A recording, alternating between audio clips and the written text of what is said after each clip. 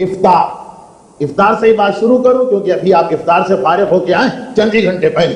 افطار کے بہت سے مستحبات ہیں روایات میں، شریعت میں، مسائل میں. آغا کوئی امام خمینی صاحب کا فتویٰ، افطار کے کچھ مستحبات ہیں.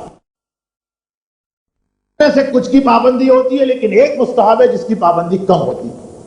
مثلا افطار کے مستحبات یہ کہ اول وقت افطار کرو.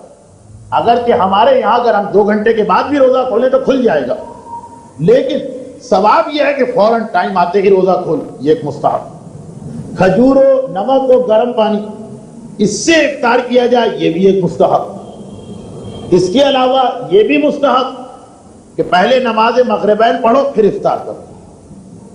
یہ زیادہ اس کا ثواب بتایا گیا. یہاں تک کہ کراچی کی کچھ مسجدوں آدھے مسئلے کی پابندی ہوتی، مغرب کی نماز کے بعد اور عشاء سے پہلے افطار دے دیا جاتا.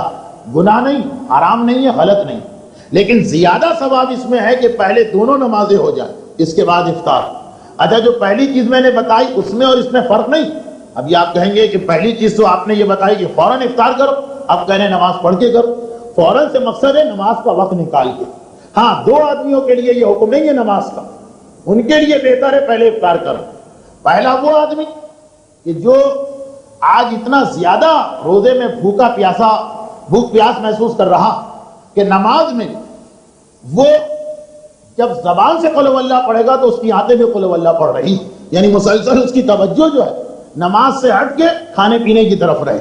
اب اگر اتنی زیادہ بھوک و پیاس لگ رہی تو پھر تو بہتر ہے کہ پہلے پیٹ پوجا کرو، اس کے بعد اللہ کی پوجا کرو آ کے، اور اس کے بعد نمازیں پڑھو. اور دوسرا وہ کہ کوئی مومن اس کے لیے انتظار کر رہا ہے دسترخوان پہ، وہ مومن پہلے نماز نہیں پڑھ رہا، دسترخوان پہ بیٹھا تو ٹھیک. مومن کی خوشی اتنی اللہ کو پسند، کہا کہ ٹھیک ہے میری نماز بعد میں پڑھ لینا، پہلے جاؤ مومن کا دل خوش کر کے آ جاؤ.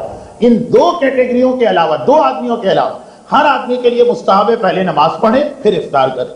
اور افطار کے مستحبات میں کیا ہے کہ دعا پڑھنے کے بعد افطار کرے. اچھا، دعا بھی مستحب ہے، واجب نہیں. بچے بعض اوقات سوال کرتے ہیں، ارے غضب ہو گیا، آج ہم نے شام کے وقت دعا نہیں پڑھی اور کھجور کھا لی، کیا اس کے قضا کرنا ہے؟ کفارہ تو کوئی نہیں. ارے کفارہ چھوڑے، قضا بھی نہیں ہے، اس لیے کہ دعا واجب نہیں. ٹائم ہوا روزے کا، آپ کو حق ہے آپ کھجور کھا لیں، کوئی بات نہیں ہے، لیکن دعا کا ایک ثواب. خیر بہرحال یہ تو بچے کرتے ہیں. بڑے جو ہے روزہ رکھنا بھول جائے لیکن دعا پڑھنا نہیں بھولتے ہیں. تو بہرحال تو یہ 3-4 چیزیں تو ہے ہمارے یہاں کہ کھجور اور نمک کا افطار کرو، نماز پہلے پڑھ لو، دعا بھی پڑھ لو، یہ ساری باتوں کی پابندی. مگر کیا آپ کو معلوم کہ ان کے ساتھ ایک 5ویں چیز بھی ہے، اور بعض علماء نے کہا کہ وہ ان 4 سے زیادہ اہم نہ تھی تو ان کے بالکل برابر تو ہے ایک 5ویں چیز. وہ کیا؟ وہ 5ویں چیز کیا؟ وہ 5ویں چیز یہ ہے کہ افطار کرتے وقت گویا تو ہر لمحے مر رہے ہو اور دوبارہ نئی زندگی مل رہی. دل تمہارا ڈوب رہا ہے ادھر رہا، سانس رک رہی ہے دوبارہ آ رہی ہے. یعنی سانس رکنے اور آنے کا مقصد سائنسی فلسفہ نہیں، گویا مر گئے پھر ایک نئی زندگی ملی. کیا مطلب ہوا؟ بس اس کی تشریح کروں، اور آج کی گفتگو میں اب زیادہ گنجائش نہیں، بہت ہی چھوٹی سی بات. لیکن کتنے لوگ ہیں جو افطار کے وقت اس کا خیال رکھتے ہیں؟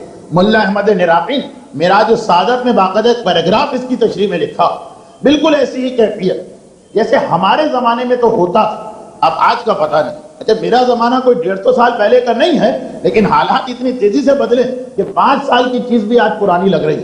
ہمارے زمانے میں تو یہ ہوتا تھا کہ آج امتحان کا رزلٹ نکلنے والا، اب جتنے بھی بچے اس دن اسکول آتے تھے سب کے دل دھک دھک دھک دھک کرتے تھے، پتہ نہیں پاس ہو پتہ نہیں فیل. اب آج تو یہ کوئی مسئلہ ہی نہیں، پاس ہونا فیل ہونا کوئی مسئلہ نہیں، لیکن ہمارے زمانے میں مسئلہ تھا. جب تک کہ وہ ٹیچر نام لے کے اناؤنس نہیں کرتا تھا کہ فلاں صاحب پاس ہو، بس ہر وقت، اور جیسے ہی نام پکارا گئے اور بری حالت ہو گئی، اب پتہ نہیں پاس ہو رہے ہیں یا فیل ہو رہے ہیں. اچھا، اسی طرح ہماری کلاس میں 2-3 لڑکے تھے جن کا آپس میں مقابلہ ہوتا تھا، کبھی یہ فرسٹ کبھی وہ فرسٹ، کبھی یہ فرسٹ کبھی یہ سیکنڈ کبھی وہ سیکنڈ. ان کی حالت اور خراب ہوتی تھی، اتنا تو یقین ہے کہ پاس ہو گئے، لیکن اس سال بھی فرسٹ آئیں گے یا کہیں وہ آگے نہ نکل گیا. یا مثلا انٹر کا یا میٹرک کا رزلٹ نکلا، اخبار لے کے آئے ہیں رول نمبر تلاش کرنا. اب ایک مرتبہ پریشانی، پتہ نہیں نمبر آیا یا نہیں آیا، آیا یا نہیں آیا. کیونکہ ایک زمانے میں اتنے غیرت مند طالب علم تھے کہ جب میٹرک کا رزلٹ نکلتا تو سمندر پہ پولیس کے پہرے لگانا پڑتے تھے کیونکہ خودکشی ہونا شروع ہو جاتی تھی. وہ تو زمانہ گزر گیا، لیکن اتنی غیرت تھی ایک زمانے کے طالب علموں کے پاس. اب پریشان کہ پتہ نہیں نمبر آئے یا نہ، اور اگر نمبر نہیں نکلا تو بے ہوش تک ہو جاتے تھے. یہ تو میری آنکھوں دیکھی بات. یا مثلا ایک آدمی کو بہت ضرورت ہے کسی نوکری، اور ایک نوکری آئی بھی، اس کا اشتہار آیا، بھیج دیا، اس نے درخواست بھیج دی، وہاں سے جواب آ گیا. اب لفافے کے اندر جواب ہے، اوپر تو مہر لگی ہے کہ اسی کمپنی سے آیا ہے یہ جواب. پتہ نہیں درخواست رد کی گئی ہے، پتہ نہیں اپوائنٹمنٹ لیٹر ہے کیا. اب انسان کی عجیب کیفیت، اگر بہت زیادہ محتاج یعنی نوکری نہ ملے تو گویا مر جائے، اتنی غربت ہے اس کے گھر میں، اس کی کیا حالت ہوگی، کس طرح اس کا دل دھک دھک کرے. یا اسی طرح جو لوگ بہت عادی نہیں لیکن کبھی کبھار جوا کھیل لیتے ہیں. بہت غلط مثال میں دے رہا ہوں، لیکن یہ بھی ایک مثال ہے. جو عادی جوا کھیلنے والے ہیں ان کے لیے تو کوئی مسئلہ نہیں، لیکن جو کبھی کبھار کھیلتے ہیں، پرائز باؤنڈ کا نمبر نکل رہا ہے، ریفل ٹکٹ کا نمبر نکل رہا، ایک ممکن ہے کہ ایک مرتبہ میں 5 لاکھ مل جائے، ممکن ہے کہ ایک مرتبہ میں وہ 100 کا ٹکٹ بھی چلا گیا جو ہم خرید کے لائیں. آج نمبر اناؤنس ہو رہے ہیں، عجیب کیفیت ہوتی. غرض یہ کہ اسی طرح کہیں قرعہ پڑ رہا، پتہ نہیں ہمارا نام نکلے یا نام نہ نکلے. آدمی کو جس چیز کی اہمیت پتہ، جس کی وہ اہمیت مانتا، جب اس کا نتیجہ آتا ہے کون کامیاب کون ناکام، عجیب حالت ہوتی ہے. دل نبض تیز ہو جاتی ہے، بلڈ پریشر ہائی ہو جاتا ہے، دل دھک دھک کرنے لگتا ہے، چہرے پہ سرخی آ جاتی ہے. یہ تو دنیاوی چیزیں، اور اگر اس میں ہم کو نقصان بھی ہو گیا تو کیا. اب دیکھیے عجیب بات، مستحبات میں سے ہے، چاہے یہ مستحب شرعی نہ ہو، لیکن آداب روزہ میں سے کہ جب آپ افطار کریں تو آپ کی یہی حالت ہو، بلڈ پریشر ہائی ہو رہا، نفس تیز ہو رہی ہے. فاقے کی وجہ سے نہیں، وہ تو بھوک کی وجہ سے کبھی ہو جاتا ہے، اس کی وجہ سے نہیں، رزلٹ نکلنے کی وجہ سے. آخری رمضان کی تاریخ نہیں، ہر روزے کے افطار کے وقت میں نے روزہ رکھا تو ہے، پتہ نہیں خدا نے قبول کیا یا قبول نہیں کیا. یہ کیفیت کہ گویا ہر لمحے سانس رک بھی رہی ہے، پھر نئی زندگی مل رہی. دل کبھی ڈوب رہا ہے، کبھی ابھر رہا، کبھی خیال آتا وہ ارحم الراحمین خدا جو ماں اور باپ سے 70,000 گنا زیادہ ہم سے محبت کرتا، اگر ہم نے کوئی کوتاہی بھی کی ہوگی تو اس نے ہمارا روزہ قبول کر لیا ہوگا. ایک امید آ گئی، ایک مرتبہ چہرے پہ مسکراہٹ آ گئی، ایک مرتبہ دل کی دھڑکن صحیح ہو گئی، مگر فوراً یاد آیا روزہ رکھ کے ہم نے غلطی بھی تو کی ہے، روزہ رکھ کے ہم سے گناہ بھی تو ہوا ہے، روزہ رکھ کے ہم نے اس کی نافرمانی بھی تو کی ہے. ایسا نہ ہو کہ مولا کی حدیث ہم پہ آ رہی ہو کہ سوائے بھوک کے ہمیں کچھ نہ ملا، اتنی قیمتی چیز ہمارے ہاتھ سے نکل گئی، بس فوراً دل ڈوبنے لگا، فوراً جیسے سانس رکنے لگی، فوراً جیسے انسان مرنے لگا. ہر افطار کے وقت انسان کی یہ حالت ہونی چاہیے، ہر افطار کے وقت، کہ ایک طرف یہ امید کہ کتنی ہی غلطیاں کی ہیں خدا یہ روزہ قبول کر لے گا، اور ایک طرف یہ ڈر کہ اگر میرا روزہ یہ قبول نہ ہوا تو میں نے کتنا بڑا اپنا نقصان کر لیا.